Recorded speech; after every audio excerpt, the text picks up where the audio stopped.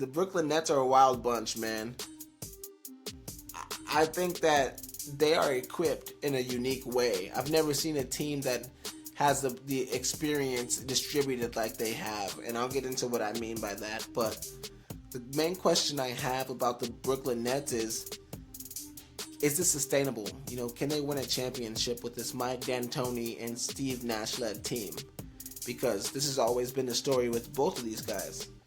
They'll get a team in the regular season winning MVPs, having an awesome season, and then when they get to the playoffs, you know, they always hit that bump and always, you know, flame out. I mean, I remember growing up in Arizona watching the Phoenix Suns and those runs. We'd win like 15 to 20 games in the playoffs. And then we always run into the San Antonio Spurs. We'd always run into, you know, a team that just had a little bit better defense than our offense. And I feel like the Brooklyn Nets run that risk of running into teams with a better defense.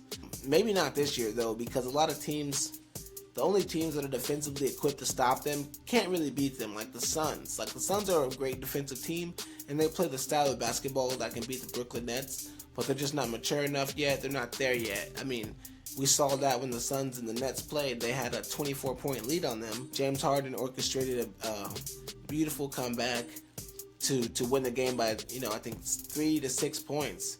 Yeah, I just think that they're beating good teams without their best players on the floor. And so in the playoffs, they actually might be able to pull it off.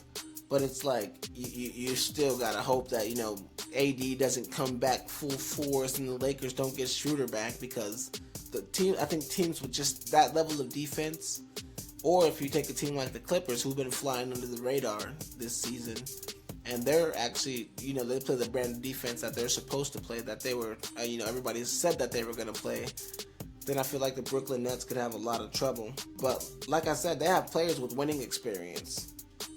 But do the coaches have that same mentality in the playoffs? In the playoffs, Mike D'Antoni's playoff record all time is 54 wins, 56 losses in the playoffs as a coach. And Steve Nash, who's the head coach, as a player, his record was 57 and 63. So, you know, like I said, I don't mean to harp on it, but these guys are not winning games in the postseason. But people always think Kyrie Irving's so crazy for the stuff that he said. But when Kyrie Irving first got with the team and they asked him how do they feel about having Steve Nash as the coach, he said that anybody on that team could coach the team pretty much, like any of the star players. And I think what he meant by that is they've been further in the postseason than the coaches have. And they got more experience in big game situations. And honestly, aside from Nash has been in some pretty huge games. He had never been in the finals, though.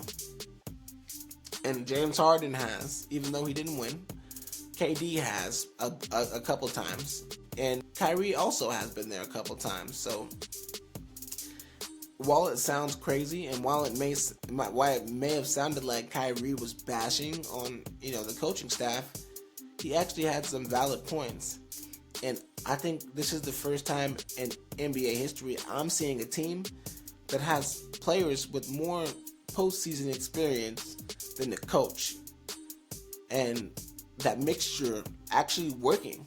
You know, this mixture could actually work of this weird experience, because they may not be vocal to us, but they might be good vocal leaders in the locker room and being able to instill a mentality in these guys like, hey, we've all been here before. Let's just, you know, buckle down and let's get it done like a coach would do. So I could definitely see where Kyrie was coming from on that point.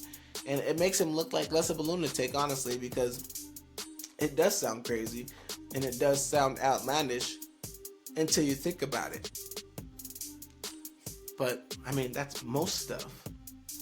And people don't really get the point unless they're around the context that you're putting it in.